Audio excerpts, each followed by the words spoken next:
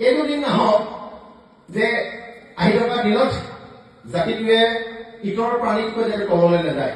ইটোৰ প্ৰাণীটো ভাবে যে ইয়াক মই কেতিয়াও কোনো কামত হিংসা নকৰো, ইয়াক মই কেতিয়াও কোনো কামত কামোৰ নামাৰো। আমাৰ বদনৰ পুতেকদুটা, এটা নাম হ'ল দেৱত, এটা নাম হ'ল জয়ন্ত, মাটি ভাগ কৰোঁতে ইটোৱে সিটোৱে দা কোঠালৈ পেলাই দিলে ভাগ মাৰি। সেইটো হ'ল আমাৰ ইমোচনছ, সেইটো হ'ল আমাৰ আৱেগ। Upper Assam, middle Assam, lower Assam মাজত সাংঘাতিক ধৰণৰ এটা গেপ।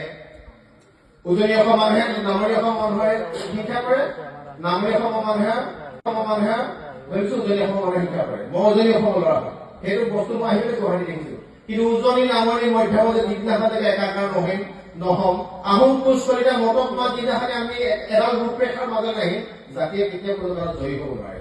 যুদ্ধত জয়ী হ'বলৈ হ'লে প্ৰত্যেকজন মানুহ উজনি নামনি মধ্য আহোম কোচ কলিতা মটক মৰাণ সকলোৱে একত্ৰিত হ'বই লাগিব।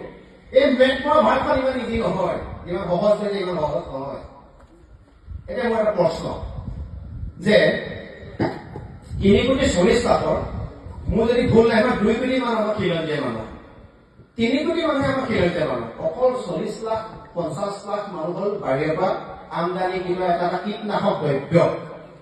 সিহঁততো চাইজ ফিগাৰ আমাৰ অসমীয়া তেজাল জয়লত দেখাটোৰ ডাঙৰ নহয়।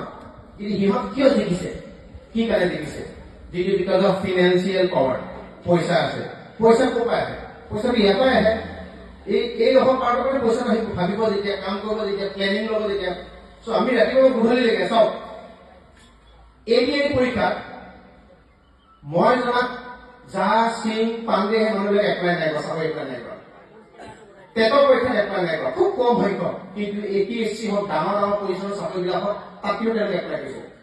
কাৰণ ADA পৰীক্ষা বা তেনেকুৱা ধৰণৰ সৰু সৰু চাকৰিবিলাকত আপুনি পোৱা দৰমহাই জেনেৰেট প্লেনহে চলিব পাৰিব।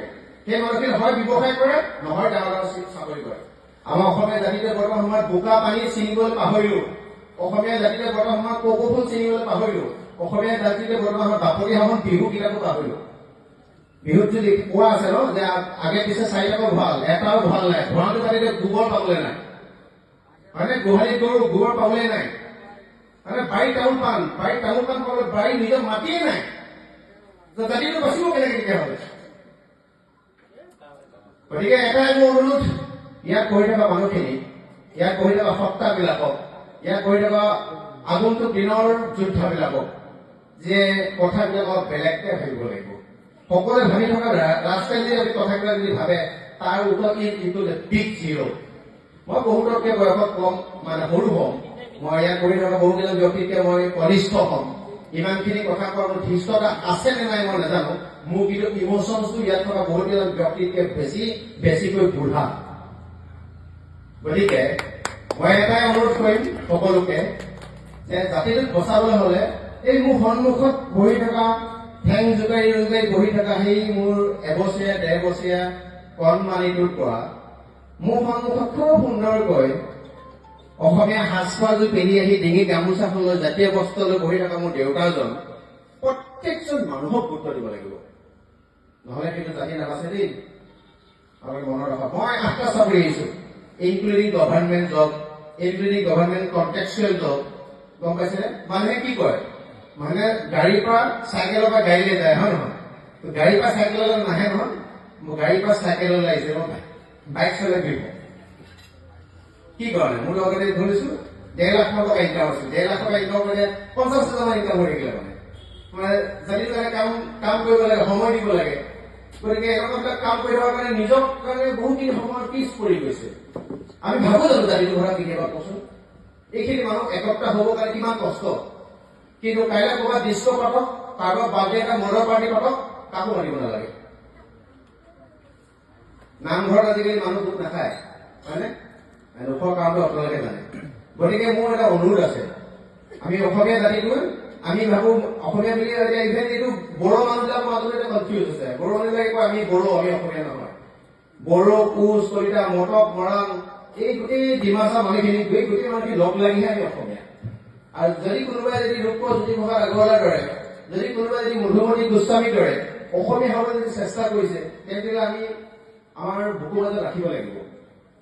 আৰু বেছি কথা নকওঁ, বীৰ লাচিত অসমৰ পবিত্ৰ মজিয়াত 19-20 চনৰ কৰোনা বা কেব যি মহামাৰী সেই সময়তে আহি যোগদান কৰিলোহি।